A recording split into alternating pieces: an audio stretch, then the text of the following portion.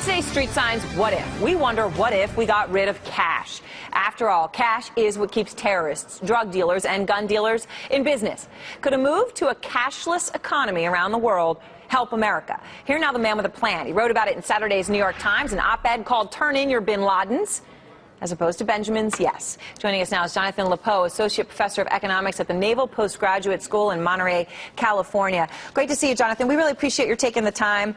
This op-ed caught our attention on Saturday morning, and we wanted to call you right away. So I guess the first question is, we had looked up on the Federal Reserve. There's about $1 trillion U.S. cash dollars floating around the world. The majority of them, according to the Fed, is outside the United States. What's most of this used for? Well, a good portion of this money is used for transactions in other countries where their local currencies are, weak or not to be trusted. Not all the money that's floating abroad is necessarily money that's being used for illicit or illegal activity.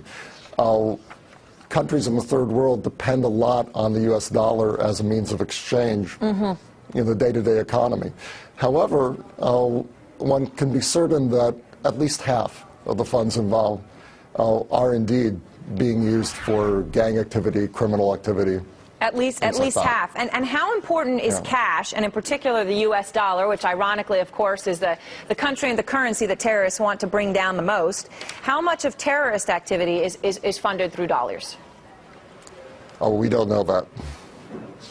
But I guess from the point of your op-ed would be, it's important enough to people like the Taliban or Al-Qaeda that we need to get rid of the cash concept.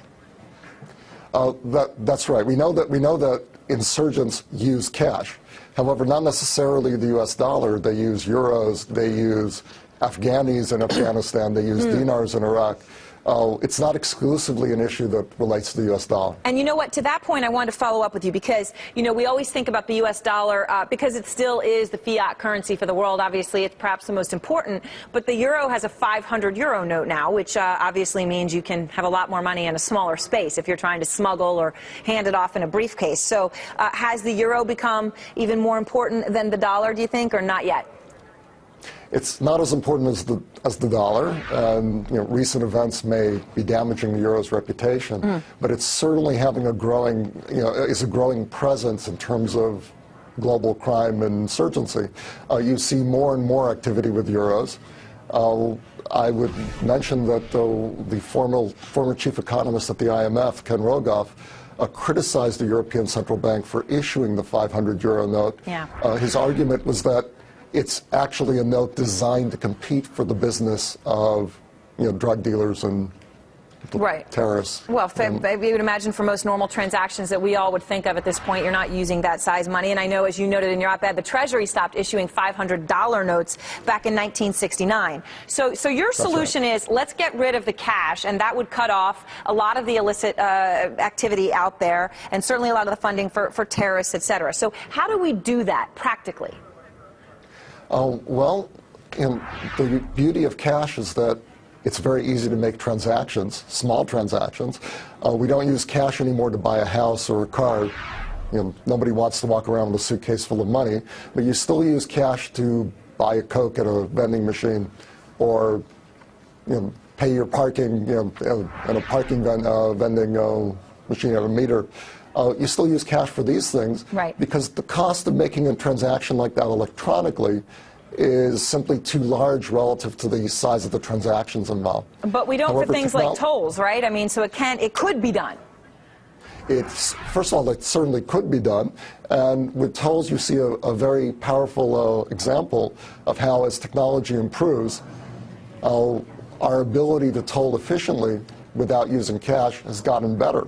30 or 40 years ago, toll booths were a cause of congestion, as people would back up and be fiddling with their coins. And now you just drive right through with one of these fast pass magnetic technologies.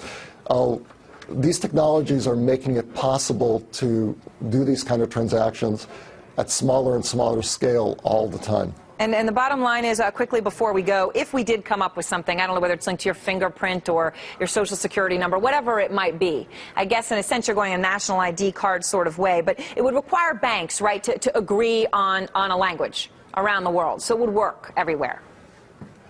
Ideally, you would have a single standard worldwide. Those can be very difficult to arrange. You certainly do need to have national standards, and there are a number of countries that have moved in that direction.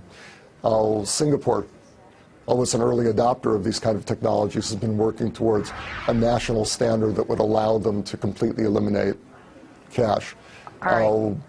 Well, there are John, a few other countries. And I know there's countries like South Africa, which we would encourage everyone to go to the New York Times website and read Jonathan's op-ed, Turn in Your Bin Ladens. And in the meantime, everyone, let us know what you think. Do you think we should get rid of cash? And would you be willing to do it if it meant you had some sort of a national biometric or ID card? Email us, let us know. Streetsigns@cnbc.com. And Jonathan, thanks again. Thank you very much.